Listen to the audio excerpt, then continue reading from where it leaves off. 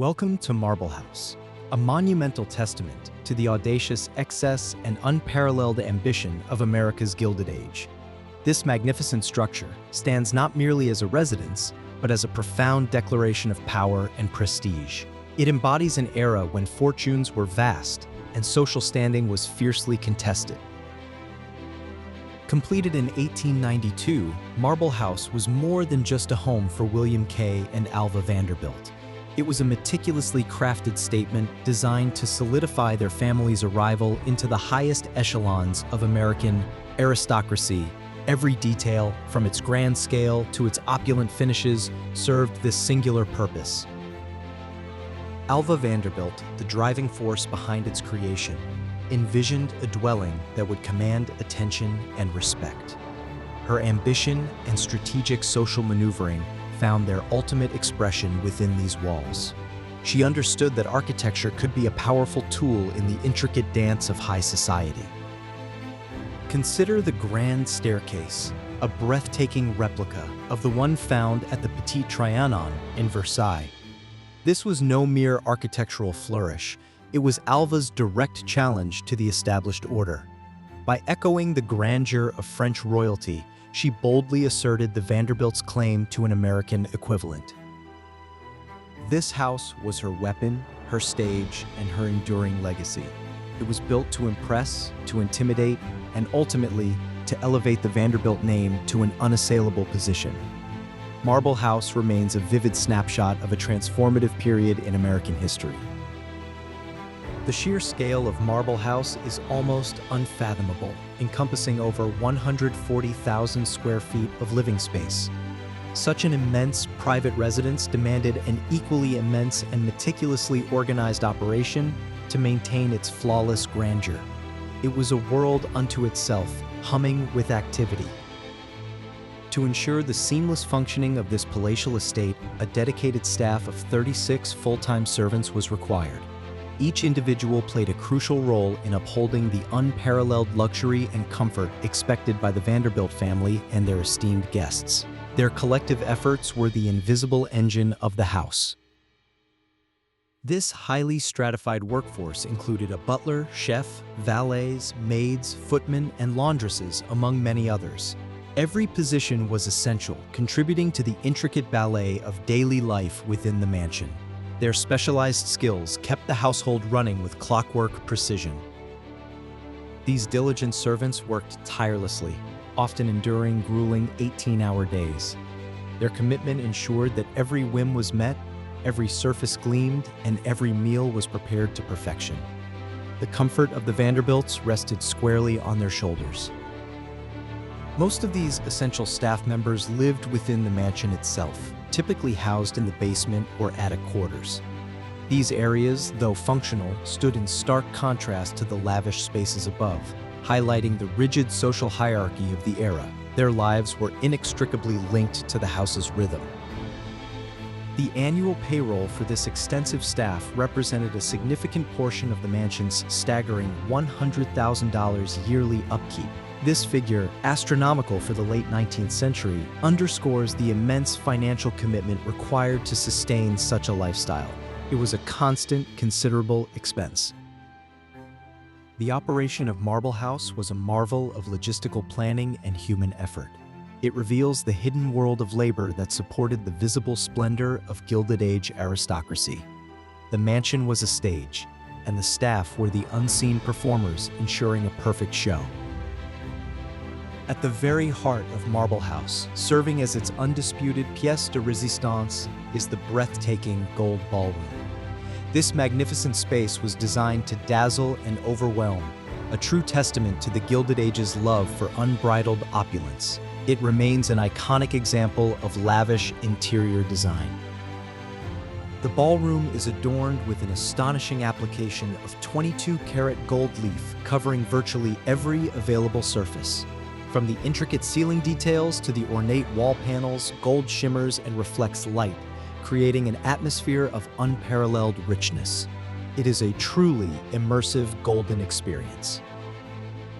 The sheer cost of creating this single room alone exceeded the value of most entire mansions built in the 1890s.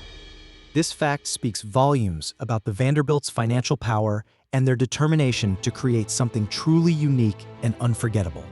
No expense was spared in its construction.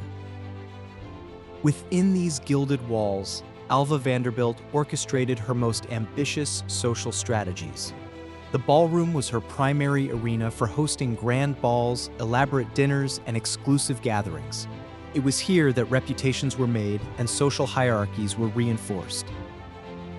Through the spectacular events held in the Gold Ballroom, Alva solidified her family's place in high society. Each invitation extended, each guest entertained, was a calculated move in her relentless pursuit of social dominance.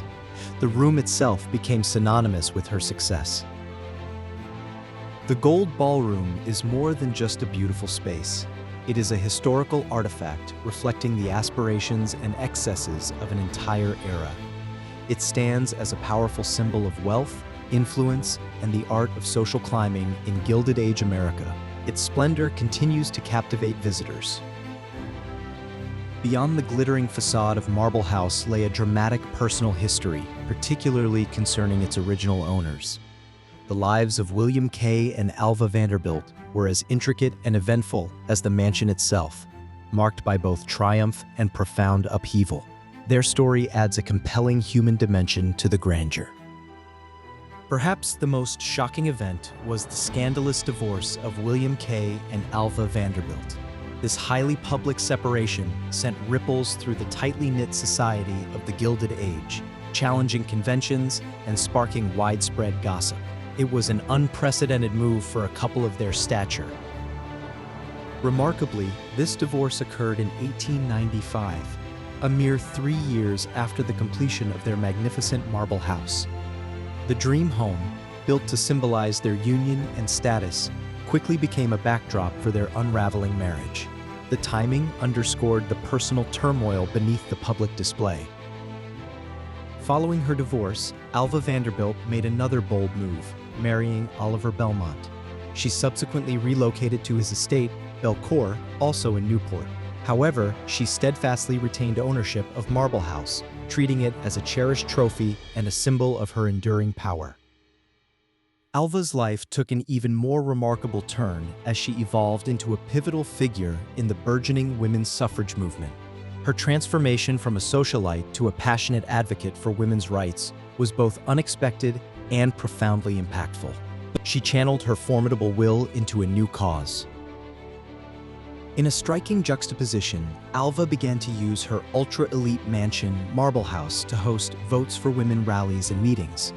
The very symbol of Gilded Age excess became a platform for radical social change. This unexpected alliance of luxury and activism was truly groundbreaking. The image of suffragettes gathering in the opulent Gold Ballroom, discussing political strategy, is a powerful one. It highlights the fascinating paradox of Alva's journey, an immensely wealthy woman leveraging her privilege to fight for the rights of all women. Her personal evolution mirrored a broader societal shift. This period of Alva's life demonstrates her remarkable adaptability and conviction. She transformed her personal drama into a catalyst for public good, leaving an indelible mark on both social history and the fight for equality. Marble House became a silent witness to this profound change. Alva Vanderbilt's final significant addition to the Marble House estate was the charming Chinese tea house. This distinctive structure, built in 1914, further showcased her eclectic tastes and her desire to create unique spaces for specific purposes. It added another layer of intrigue to the property. Designed in a striking pagoda style, the tea house offered a serene and picturesque retreat. Its intricate details and exotic flair provided a stark contrast to the classical grandeur of the main mansion. It was a place for contemplation and intimate gatherings. Significantly, the Chinese tea house also served as a gathering place for suffragettes, much like the main house. Overlooking the vast expanse of the Atlantic Ocean, these women strategized and rallied, their voices echoing against the backdrop of Alva's unique architectural vision. It became a symbol of their cause. The immense construction cost of Marble House, estimated at $11 million in its time, speaks volumes about its significance. This figure, equivalent to hundreds of millions today, underscores the unparalleled investment made in its creation. It was a project of monumental ambition. The 3 years of labor required to carve and assemble the vast quantities of stone further highlight the dedication and resources poured into the mansion. Every block, every detail was meticulously crafted, emphasizing its purpose as an enduring symbol of wealth and power. It was built to last. In 1963, Marble House was sold to the Preservation Society of Newport County. This crucial transaction ensured its preservation for future generations, safeguarding its historical and architectural integrity. It transitioned from a private residence to a public treasure. Today, Marble House stands as a magnificent window into a pivotal era of American history. It tells a story of ambition, extravagance, personal drama, and social evolution. It is a testament to the enduring power of architecture to reflect and shape human experience. Its legacy is not just in its marble and gold, but in the stories it holds. From Gilded Age excess to the fight for women's rights, Marble House remains a compelling narrative of a bygone era, forever etched in stone and memory. It continues to inspire and educate all who walk its hallowed halls.